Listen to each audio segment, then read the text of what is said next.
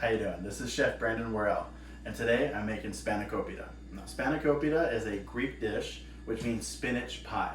Traditionally, this dish is served as a side, and it's done in a large casserole dish as one big hole and then cut into portions and served. My interpretation, what I like to do is I like to turn it into appetizers. It's really fun to serve, make sure everyone gets a nice crispy piece of the phyllo dough, and I'm going to show you how we're going to do that today. A lot of it starts the same as the traditional Spanakopita. I have about 2 cups of chopped frozen spinach that I rinsed under water and squeezed all the excess water out of it. Start with that into the bowl.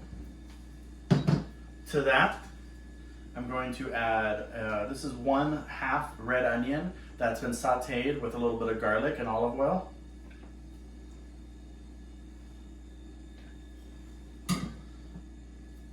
This is a spice mixture of coriander, cumin, Greek oregano, thyme, and basil. I'm gonna add a little bit of black pepper and a little bit of kosher salt. Not too much kosher salt because the feta cheese here that I have feta crumbles has saltiness to it, and you don't want to over salt the dish. So this is 2 cups of feta cheese. We're not going to add all of it. I'm going to add about half, and then I'm going to mix it and then kind of see where we're at, whether or not I want to add more at that point.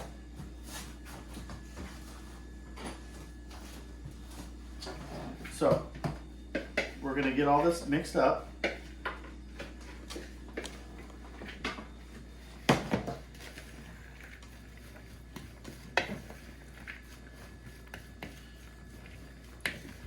It's not going to stick together like a dough, but just by looking at it, I'm going to go ahead and add the remainder of the feta cheese. If you don't like as much feta as I do, you can definitely start with a little bit less, but I like this with a lot of feta inside.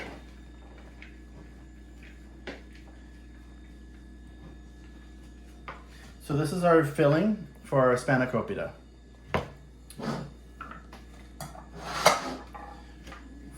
For our Spanakopita, you're going to need 1 box of frozen phyllo dough. Now the phyllo dough you can find at most grocery stores in the freezer section. Comes in a long skinny rectangle box, and it's all rolled into a tube kind of. What you want to do is take this out of the freezer for at least an hour, 2 to 3 hours if you really have the time, and let it sit at room temperature to gradually defrost. You don't want to rush it because phyllo dough is very, very, very thin layers of pastry that is very tender and tends to tear and break. I've never opened a package that was completely whole and not broken. I still expect this one to be a little bit broken. With that, I have unsalted butter that I melted, and then we have a pastry brush. What makes this dish so crispy is the really thin layers of phyllo dough, but every layer we're gonna brush butter onto it. So go ahead and take your phyllo dough and open it up.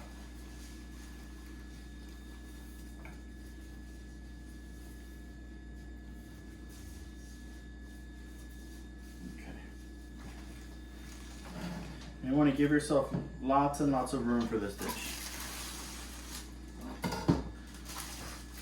So what you want to do is you're going to start with 1 sheet on your cutting board.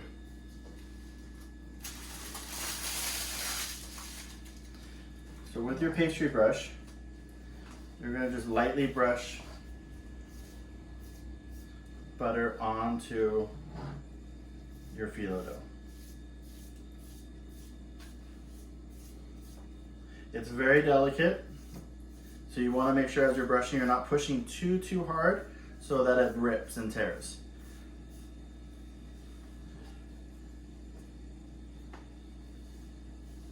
Things that are very delicate sometimes is very difficult for me to do. Okay, then you're going to check your next sheet and just lay it right on top.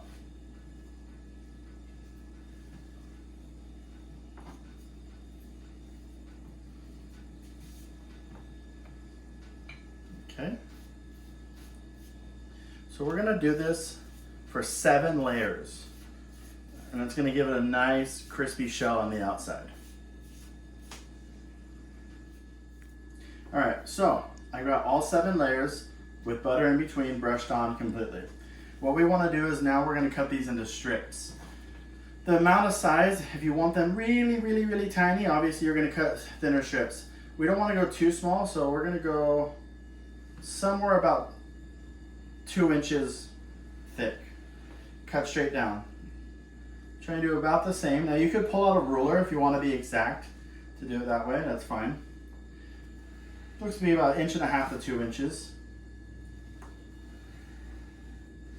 And then we're going to have a small one, and we'll try and do a real tiny one and show you how difficult it makes it. So spread these out.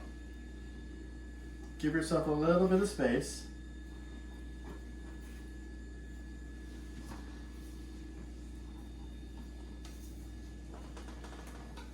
Okay, so what we want to do is you want to get a nice spoonful of your mixture. Okay, and put that down right at the base. Okay,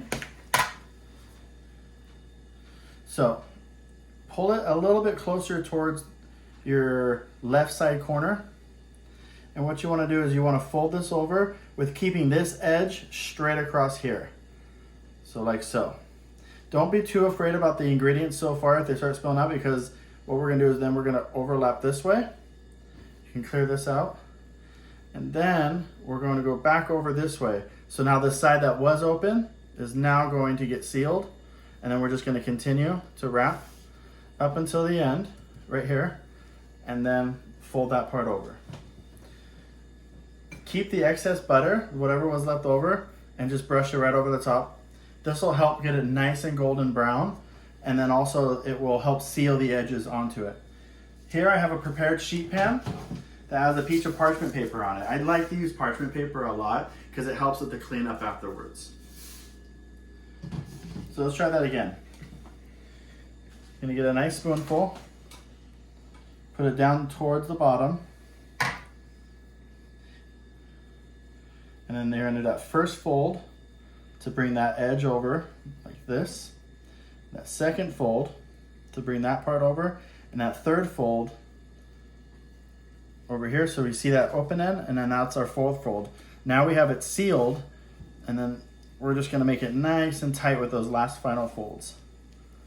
Okay, once that last part gets over, brush again with a little bit of butter, and there you have it. Now, I'm going to show you, you can make these real tiny. But again, I'm not even going to use the spoon because the spoon is so big. For some reason it seems like the smaller that it gets, the more fine dining it is. So, do the same thing.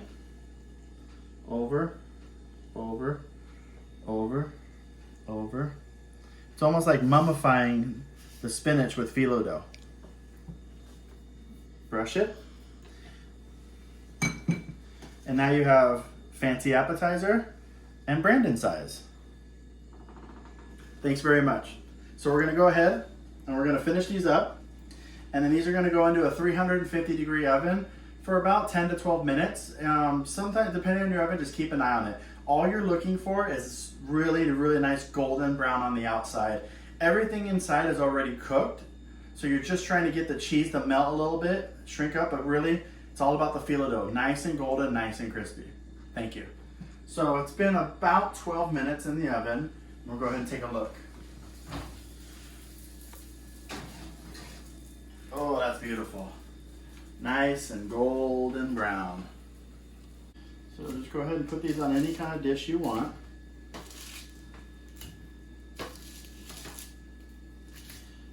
And then don't forget a little fine dining one. Now, do not eat these out of the oven. It'll be like molten lava inside. You're gonna burn everything all up. You gotta let these cool down. These things retain their heat for a long time. You could make these way ahead of time. You could put balsamic glaze over it. You could just lay them out on a platter. You can cut them in half if they're too big. But these are a great appetizer for parties and for gatherings. Thanks so much for joining me tonight.